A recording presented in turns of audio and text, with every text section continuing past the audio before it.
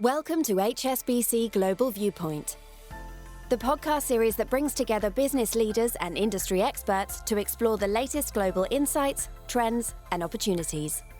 Make sure you're subscribed to stay up to date with new episodes. Thanks for listening, and now on to today's show.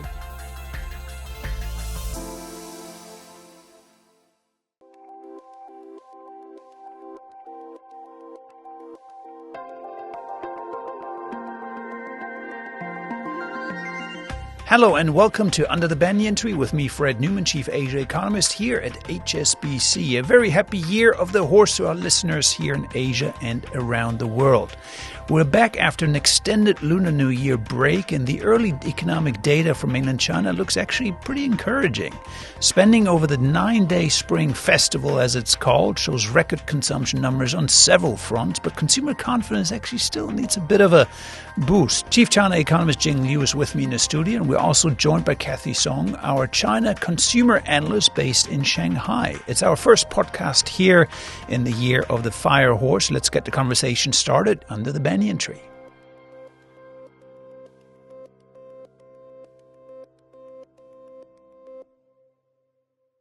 Before I bring in our guest, let's start with some key data points from the Spring Festival holiday, which ran from the 15th to the 23rd of February in mainland China.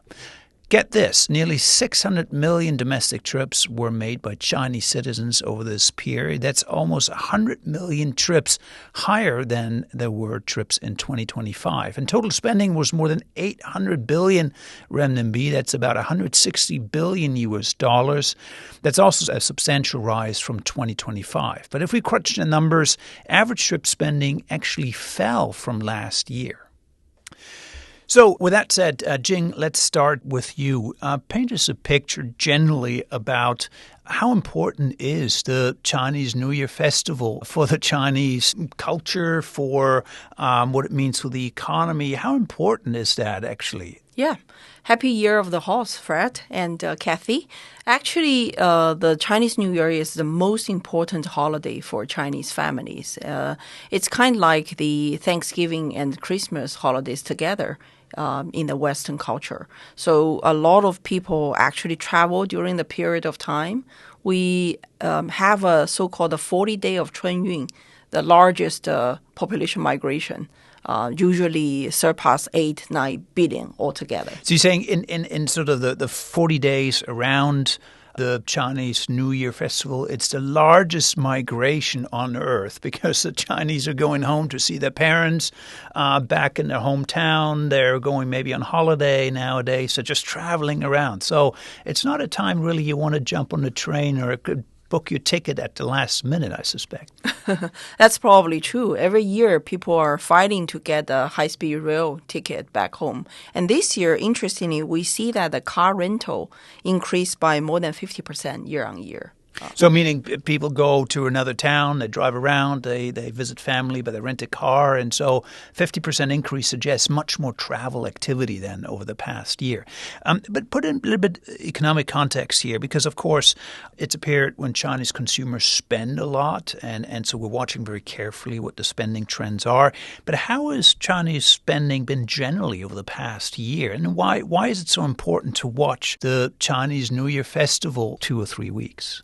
The consumption recovery post-pandemic has been, I would say, more gradual than people had anticipated. And Chinese government has set the priority to stimulate the domestic consumption. And they also pledge to increase the share of domestic consumption during the next 5-year plan. So from that perspective, it's a matter of what kind of consumption they want to stimulate. And they put a lot of emphasis on service consumption. That is why the Spring Festival spending actually is a good metric to see how things are going. So it's really a test of how strong, resilient consumer spending is, what is coming out of its rut over the last 2 or 3 years. Kathy, let me turn to you, and you're our consumer analyst for China. You're based in Shanghai, but before we delve into the numbers, I wanted to ask you, you're based in Shanghai. Did you join one of those 600 million Chinese on the road? Did you jump on a train or rent a car, or did you stay in Shanghai over the holidays? Yeah. So basically, normally it took me like 1 hour to go back to my hometown. But during Chinese New Year, I need to spend 4 to 5 hours just to go back to my hometown. That's how crowded it is. Did you take a traffic- train or did you take a bus or how did you travel? Take a bus. So it's just a driving distance. Yeah. Yeah.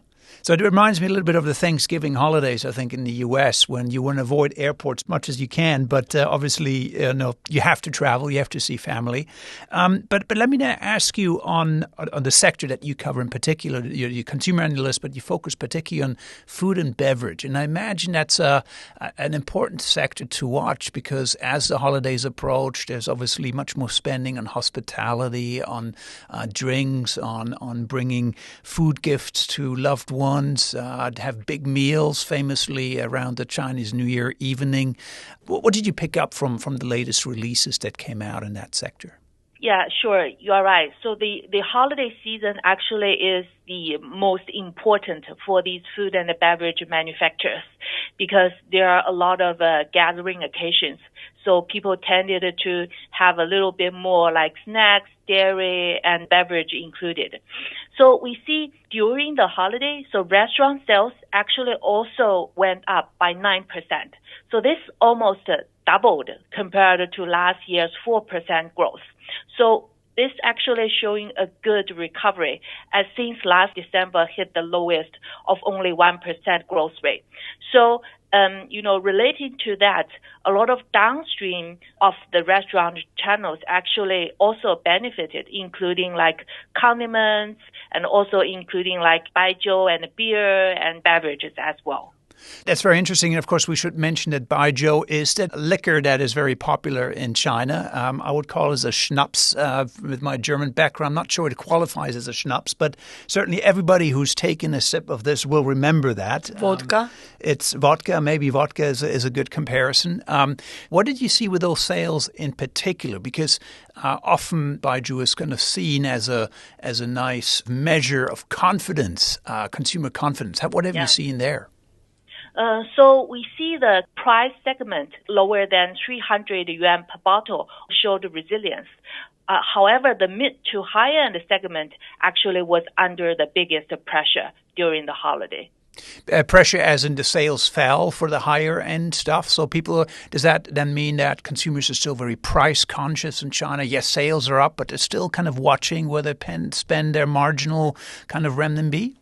Yeah, so basically, if you look at the sector, the overall volume actually going down in the past few years, while people, prefer to have high quality baijiu products, while like mass market also have a little bit resilience.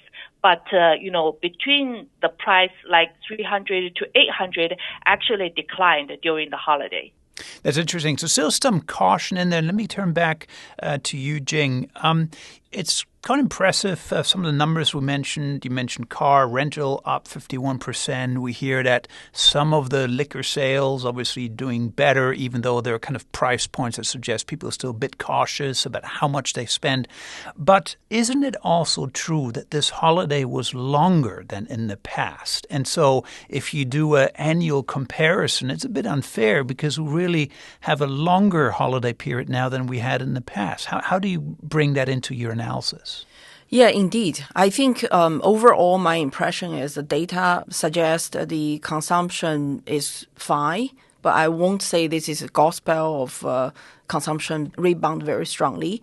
The per capita consumption, even we don't care about the length of the holiday, is still down 8.6%-ish from 2019 level. So I think there's still way to go. That's interesting. So you're saying the spending overall per person is not even back to where we were before the pandemic. So yes, it's up on the year.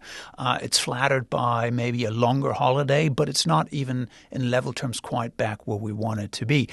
Kathy, I think you mentioned also in the prior conversation we had that actually the government is doing a lot to try to stimulate more consumption beyond the Chinese New Year, and they're adding extra holidays there. Is that right? Yes, right. Like Jing just mentioned, the government wanted to boost the consumption, and service consumption actually is one of the priorities. So this year, if we adding the total, we will have 5 more days vacation compared to last year. So this is definitely good for the tourism, hotels, and also other entertainment-related consumption. I wanted to add that although, per capita spending, we haven't go back to the 2019 level, but it's sequentially getting better. So this Chinese New Year holiday, it's down like by 0.2%, so almost a flattish. But compared to last national holiday, which was down by 0.6%, we are slightly getting better. So marginal improvement, even though, of course, not quite yet back to the boom period we're used to in China, but certainly encouraging. Maybe this is a great place to take a quick break. And when we come back, I want to delve a little bit deeper into some of the broader consumer trends and what it means for the economy.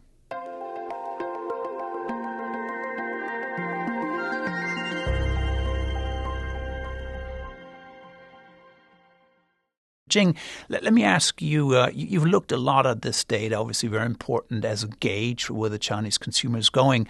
What number surprised you the most when you look at also the details of the consumer spending number? Well, actually, the Hainan Island duty-free sales during this holiday is up more than 30%. That's quite surprising. We know that in late December, actually Hainan, the whole island, was basically established as the free trade zone and duty-free. But that alone should not be enough to explain the sudden spike in the spending during the holiday. So that might mean something interesting is happening. So that certainly suggests that some consumers are opening their wallets again. They're spending maybe on luxury a little bit more. Now, last big picture questions. Jing, how important is a consumption recovery overall to get sustained growth in China? And what is the one thing do you think is needed to get the Chinese consumer to spend again? Yeah. So last year, as you said, net export actually contributed to more than a quarter of the GDP growth. But we also observed that the tensions with trading partners are on the rise, which means Chinese government this year will be very careful navigating the landscape and try to rebalance. So that means domestic consumption is of paramount importance for this year and the years going forward. I think despite the 5 statistics during the Spring Festival, the consumers are still cautious, which means we need to see material change down the road. Policy support to stabilize housing market, I would say, is still the most important for wealth effect and many other things. So it comes down to housing. We need to see stabilization in house prices, for example. House helps with wealth. Kathy, let me ask you one somewhat unrelated question to what we just discussed, and that's the idea that Chinese brands are becoming more attractive compared to Western trends. We see a lot of brands. We see a lot of, in the past, Chinese consumers aspire to some Western brands. Of course, if you look at luxury, that's very obvious. But even in the food and beverage sector, we had, Western food brands being sort of the brand to aspire to. But there's a sense that actually Chinese brands are becoming much more attractive, have branding power. And is that something you see in the food and beverage sector? And is there a sense that actually Chinese consumers are looking to their own brands sort of as being aspirational rather than just everyday items? Yes, I think that's true. So, for example, in the baby milk formula segment, actually we see domestic brands has been gaining market share. Also, cosmetics. We also see domestic brands actually are also gaining market shares from foreign brands. One thing is because R&D actually also improving, and younger generations, they have more confidence or proud of the domestic brand. That's very interesting, and I think this discussion gives us a good sense of where we are with the Chinese consumer just after the holidays, which are, of course, key to setting Chinese consumption trends for the year. We had a fairly good start to the year of the horse when it comes to Chinese consumer, even though maybe at the margin part of this was lifted by a longer holiday, but it's a long road ahead, and so I'm sure we'll check in with you too very soon again. So thanks for joining us here under the Banyan Tree. Thank you, Fred. Thank you. And we're going to leave it here, folks. Thanks as ever for joining us under the Banyan Tree, and do give our sister podcast, The Macro Brief, a listen if you haven't already. Under the Banyan Tree is an HSBC Global Investment Research production. From all of us here in Hong Kong, take care till next week.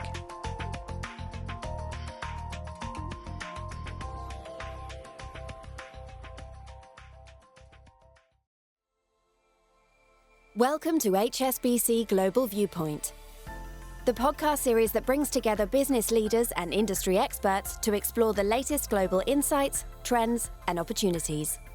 Make sure you're subscribed to stay up to date with new episodes. Thanks for listening, and now on to today's show.